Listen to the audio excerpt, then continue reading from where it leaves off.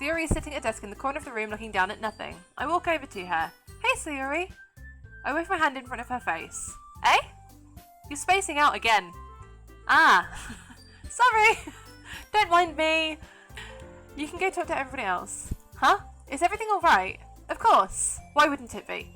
It just feels like you're a little off. I'm fine, see? Yuri shows me a big smile. A nice big fake smile, everybody. Don't let me distract you from having fun with everyone. This might sound a little strange, but have you noticed anything up with Yuri recently? Maybe I'm reading into it a little too much, but she seems a little downcast today. I can't say I've noticed anything about her. Monica peers across the room at Sayori, who's idly dragging a rubber eraser up and down her desk. She's never really like this. She's always talked to me about things that bothered her. But this time when I asked her, she was really dismissive. Sorry, I know it's not your problem. I just wanted to ask if you know anything, so I'll drop it now. It's important to me too. I mean, I'm also friends with her. Maybe she just had a hard time bringing it up with the person of interest. That's me! Person of interest? What do you mean by that? I'm saying that maybe the thing on her mind is you. Me? How on earth would you come to that conclusion? Well, I probably shouldn't say too much, but Siri talks about you more than anything else, you know? I'll try to talk to her, so try not to think about it for now. Now it feels like I'm the only one behaving out of the ordinary. Why does it feel like I'm being watched? I glance around the room. Suddenly, I notice Yuri peering at me from over her book, but she looks away just as quickly with a flustered look on her face. I didn't mean to bother you or anything. Relax, you didn't even do anything. But I could tell you wanted to be alone with your thoughts. It's something that I do a lot, so it wasn't hard for me to spot based on your posture and expression. Not that I was staring or anything. I didn't do anything creepy like that. Anyway, as long as we're here, why don't we do some reading? Do you mind if I make some tea first? I'm going to plug this in at the teacher's desk, and then we'll go get some water. She walks past me and sets the kettle down on the teacher's desk.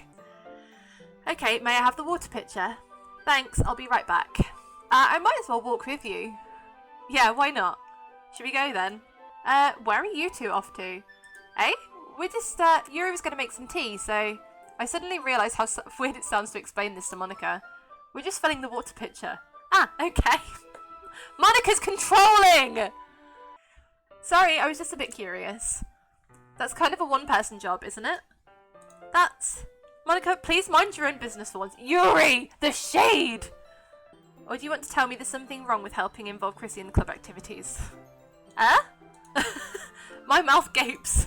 I suppose there's nothing wrong with that. Then let's go. Once in the hallway, she puts her forehead against the wall. I spoke without thinking. How could I say something like that? Yuri? Something about the way she said that. It made me feel so irritated. It was kind of controlling, so... What's wrong with me? No, Yuri. I think you did the right thing. I wasn't expecting it, but it's also not right for Monica to judge people like that. I really like being friends with you. So weird. Thanks, Yuri. I like being friends with you too. Yuri and I walk to the nearest water fountain. Once we fill up the water pitcher, we return to the classroom. I'll go ahead and get the book. I retrieve the book from my bag. I have some chocolate as well. I take it, since it will go well with the tea. Yuri and I then sit against the wall, teacups at our sides. As if in sync, we assume the same reading position as last time, each holding one half of the book. Except this time, our bodies are even closer to each other. I can't see too well. Yuri slides closer until our shoulders are touching. How am I supposed to focus on reading like this? Oh, Yuri was always kind of cute, but when she's being less apprehensive, it's almost more than I can handle. Your teacup. Yuri hands me my teacup. Holding it with my hand that's not holding the book, I end up in a position that makes it even harder to focus. Because now, I need to worry about making sure I don't accidentally touch her chest! It's going there! What position can he be in? Holding a book and a teacup, backs against the wall, shoulders touching. What position can he be in that would mean he would have to be careful not to touch her tits? After a few minutes, I finally managed to relax a little. I put the teacup between my legs and fumble with the chocolate wrapper. Is that what we're calling it now? That's okay, I won't take any. Are you sure? Well, if I touch it, then I might get smudges on the pages. You're right. Yuri opens the book with both hands. She holds it so that I don't have any harder of a time reading from it. But as a result, her left arm is practically resting on top of my leg. The scandal! I take a chocolate candy and pop it into my mouth. Then I take another chocolate and I hold it up to Yuri. She doesn't even look away from the book. She simply parts her lips as if this situation were completely natural. But that means I can't stop here. I apprehensively place the chocolate in her mouth. Just like that, Yuri closes her lips over it. Yuri's expression suddenly breaks. Did I just? Yuri looks at me like she needs to confirm what just happened. Sorry, I guess I shouldn't have done that. Well, you were just helping. That's something that friends do. Not really in this kind of context, but yeah, that's all it was. Yeah. Then, you don't need to stop or anything. I see. The situation has gotten really tense. Yuri tries to return to the book, but I can tell just by her expression she can't even focus now. My heart is pounding. I nervously take another chocolate between my fingers, but this time, Yuri's eyes meet mine. How did it come to this? Yuri doesn't avert her gaze. I notice her chest rising and falling with the rhythm of her breaths. I raise my arm. Like before, Yuri parts her lips. But it's different this time. I take the chocolate and place it in her mouth. I feel her hot breath on my fingers. This is getting really dirty! Monica! We were having a moment! It's time to share your poems. Monica and the fucking poems! Chrissy, you can help Yuri put away the tea stuff, right? Yeah, of course. Okay, thanks. The spell is abruptly broken. Monica ruins everything. Oh. It's nice, I guess. Come on, I can already tell you don't like it. Well, you don't need to worry about what I think. After all, you wrote this for someone else, didn't you? She's getting really cold. I didn't write this for anyone specifically. Maybe. That's not really what I meant, though. But it's okay. You're making new friends, just like I was hoping. That makes me really jealous, not happy. So, Yuri, is there something wrong? No, nothing. I'm just a little tired today. Alright, just tell me if you need anything. I will. Don't worry about me, okay? You can go play with everyone else now. If you insist. Yay! I'm gonna go home a little bit early today. So, Yuri, tell Monica I wasn't feeling well, okay? I'll see you tomorrow. Before I can say anything else, Yuri cheerfully walks out of the classroom, humming to herself.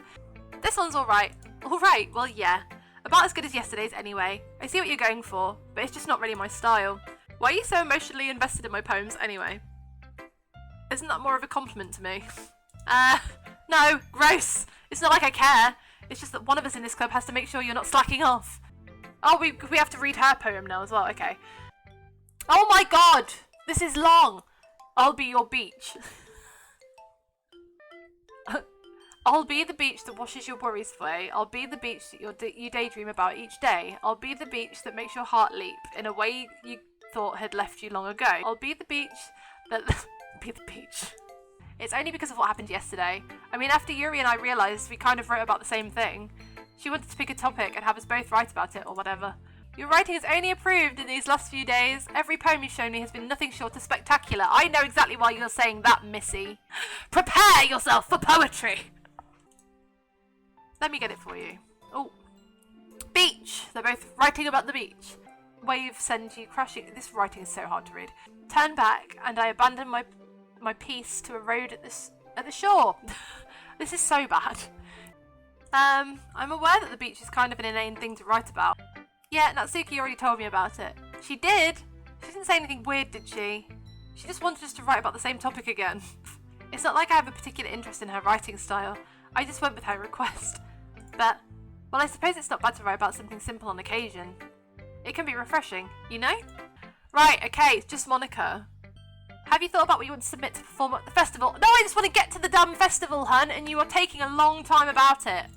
Anyway, let's take a look at today's poem. Sure. I let Monica take the poem I'm holding in my hands. This one's good. It feels like you're not only getting more comfortable with your style, but the imagery is better than the last one I read. Just wondering, have you been finding inspiration in Yuri's writing style? I guess so. You can't deny that she's talented. She's like a totally different person when she picks up a pen. Sadly, it's hard to get much personal conversation out of her. Trust me, I've tried. Besides, I'm pretty sure she's already got a boyfriend. Wait, really? Yeah, a fictional one, anyway. Monica kind of whispers that last part to me. I'll share my poem with you now, alright? The lady who knows everything knows what I'm thinking. Before I can speak, she responds in a hollow voice. I have found every answer, all of which amount to nothing. There is no meaning.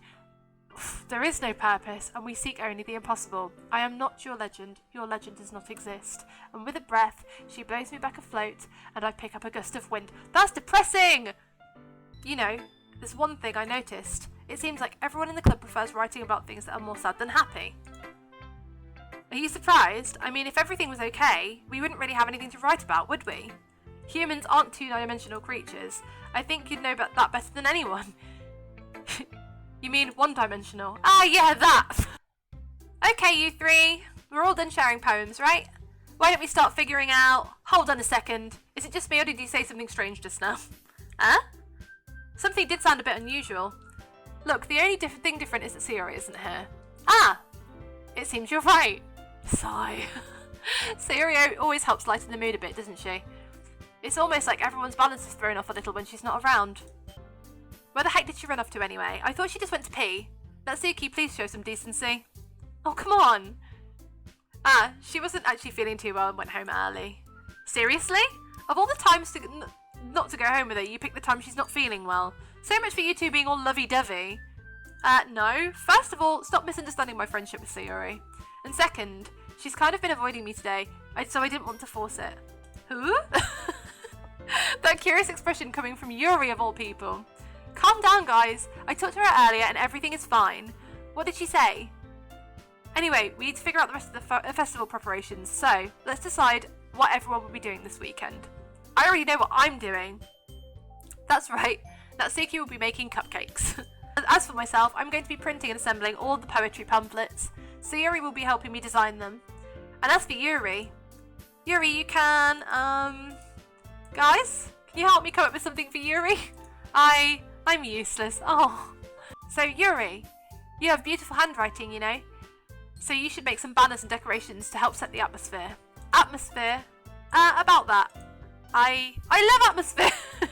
You'll be a wonderful help, Yuri. But anyway, that just leaves you. The one who is truly useless. Both Natsuki and Yuri have some pretty heavy tasks to handle.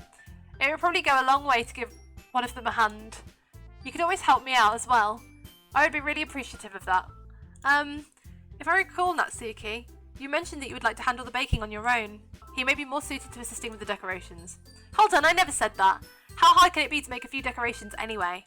Sounds more like you're just making excuses too. What are you saying? Stop fighting over me, ladies. Stop fighting over me. Chrissy, you're okay with this, right?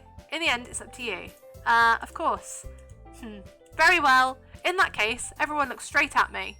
Well, I'm going to go with Yuri because she's the one that I like the most. And also, I got cock-blocked by Monica. So you'll be helping Yuri then? Yeah, that's what I'm going to do. I'm glad. I have a bad habit of overthinking these sorts of things. So I think your assistance would be very useful. Sorry, I realised I don't have any way of contacting you this weekend. Oh, you're right. I can't believe that slipped my mind. Should I give you my phone number? I think that would be the best way, yes. Alright then. Yuri and I exchange phone numbers. I'm really looking forward to Sunday. Yeah, I am too. After the exchange, I make my way out of the door and Yuri follows. Yuri's going to be coming to my house on Sunday. My anxiety shoots through the roof, even though I've gotten pretty used to handling her at this point. There's no telling what might end up happening when we're outside of school. More than that, she told me that she's looking forward to it. Is this the chance I have to make something happen between us? Or is it too early for that? Only time will tell. But until then, I won't be able to take my mind off it. I seriously can't wait.